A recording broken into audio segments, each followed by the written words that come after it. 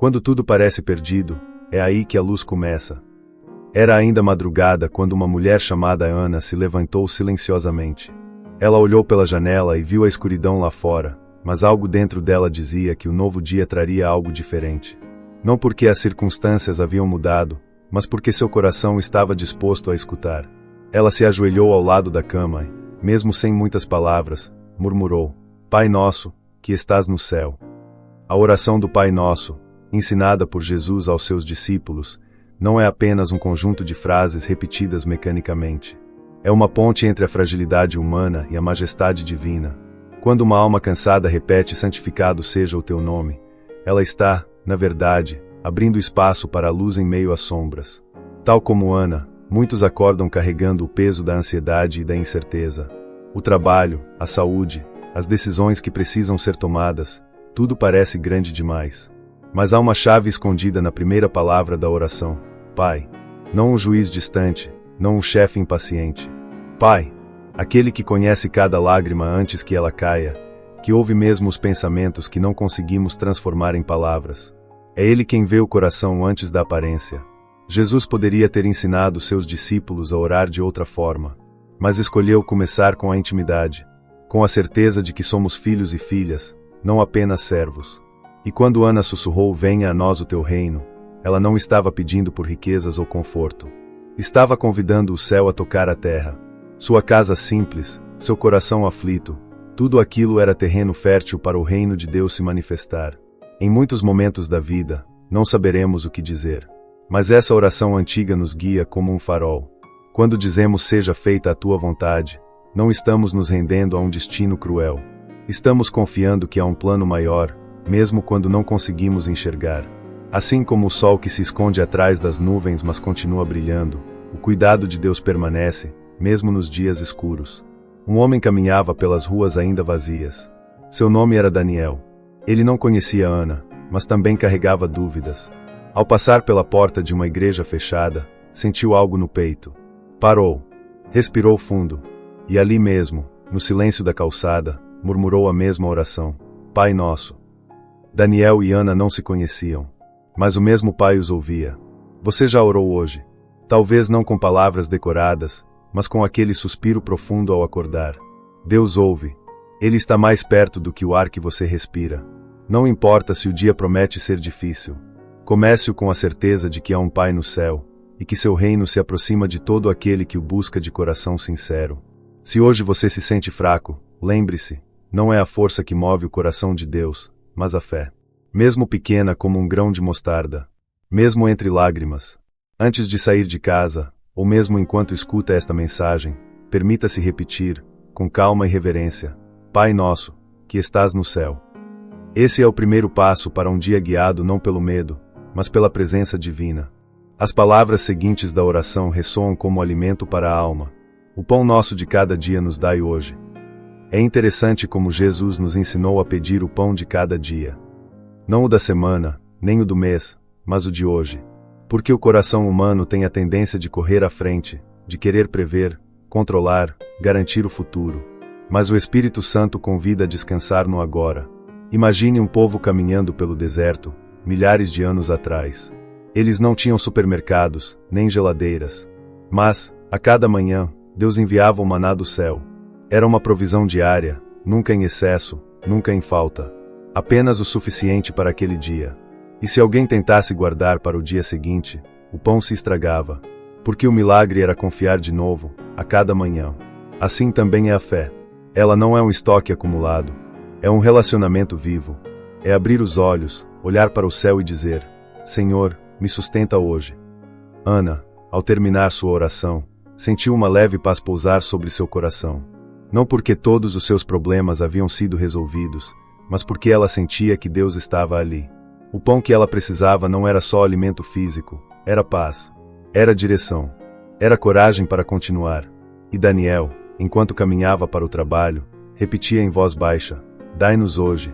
Ele não sabia o que o dia traria, mas confiava que Deus proveria, não apenas o que ele queria, mas o que ele verdadeiramente precisava. Você já percebeu como, às vezes, as maiores respostas não vêm em forma de milagres grandiosos, mas em gestos pequenos e silenciosos? Um abraço inesperado. Uma palavra que aquece. Um versículo que salta do papel e toca o coração. Tudo isso é pão diário. É o céu dizendo: eu cuido de você. Mas há um detalhe importante. Jesus nos ensinou a orar dizendo nosso pão. Não meu pão. Isso nos lembra que não estamos sozinhos. Que a bênção recebida deve sempre estar acompanhada de compaixão. Que ao pedir por nosso pão, também estamos intercedendo pelos que têm fome, de alimento, de amor, de sentido.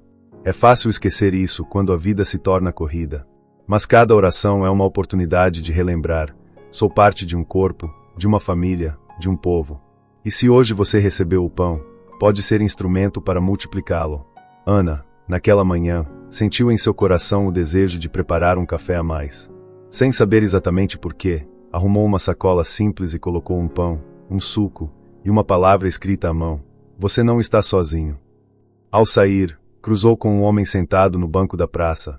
Era Daniel. Nenhum dos dois sabia o que estava acontecendo no mundo espiritual. Mas Deus já havia escrito esse encontro com ternura. É assim que o reino se manifesta. No silêncio. Na obediência pequena. Na fé que não precisa entender para agir. Talvez hoje o seu pão venha através de alguém que você nem esperava. Ou talvez você seja a resposta da oração de alguém. O importante é lembrar: o céu nunca esquece de alimentar aqueles que confiam. Quando você ora: dai-nos hoje o pão nosso, você está dizendo: Pai, eu confio em Ti para hoje. Só hoje. Amanhã, eu volto a confiar. Porque a verdadeira fé não é controlar o futuro, mas descansar no amor que sustenta o presente. Perdoai as nossas ofensas, assim como nós perdoamos a quem nos tem ofendido. Essas palavras, tão repetidas, escondem um dos maiores desafios da vida espiritual. Porque pedir perdão a Deus é algo que, muitas vezes, flui com naturalidade. Mas perdoar o outro, isso toca nas feridas que muitas vezes ainda sangram em silêncio. Ana, ao caminhar para o trabalho naquele mesmo dia, viu ao longe uma mulher conhecida. Era alguém que a havia ferido profundamente no passado, com palavras duras e injustiças que marcaram sua alma. Por reflexo, Ana abaixou os olhos, tentando evitar o contato. Mas algo dentro dela sussurrou: perdoa, como eu te perdoei. Perdão não é esquecer o que aconteceu, nem fingir que a dor não existiu. Perdão é soltar o peso, deixar que Deus trate da justiça e libertar o próprio coração da prisão do ressentimento. Quem guarda mágoa, prende a si mesmo numa cela sem luz. Mas quem perdoa, experimenta um tipo de liberdade que não se explica, apenas se vive. Daniel, por sua vez, lembrava-se do pai, de quem estava afastado há anos. Palavras malditas, atitudes impensadas, e um silêncio que se estendeu por tanto tempo que quase se tornou definitivo. Mas naquela manhã, algo havia mudado. As palavras da oração ecoavam: assim como nós perdoamos. E você? Existe alguém que ainda ocupa espaço no seu coração por conta de uma mágoa antiga? Às vezes, o perdão não começa com um abraço ou uma ligação. Começa com uma decisão no interior: Senhor, ajuda-me a querer perdoar. Porque até esse desejo é graça. É o Espírito Santo quem planta e faz florescer. Jesus não nos pede algo que Ele mesmo não tenha vivido. Na cruz, em sua maior dor, Ele orou: Pai, perdoa-lhes, porque não sabem o que fazem. Esse é o modelo. Um perdão que não espera arrependimento, nem reconhecimento. Um perdão que liberta quem perdoa. E há mais: quando pedimos a Deus que perdoe nossas ofensas, estamos reconhecendo nossa humanidade.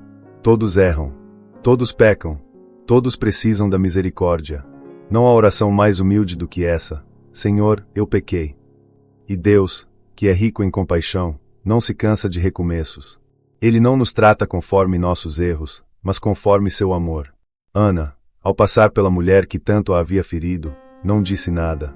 Mas no coração, murmurou: eu te entrego, Senhor. Eu não consigo sozinha. E, naquele simples ato interior, algo mudou. O peso ficou mais leve. O céu sorriu. Daniel, ao final do expediente, tirou o celular do bolso, com mãos trêmulas, escreveu uma mensagem curta para o pai: podemos conversar. O reino de Deus se manifesta nesses pequenos gestos de reconciliação. Porque o perdão é como uma semente, quando lançada com sinceridade, mesmo que pequena, pode crescer e transformar paisagens inteiras. Se neste dia você carrega um coração ferido, lembre-se: Deus entende. Mas Ele também deseja curar.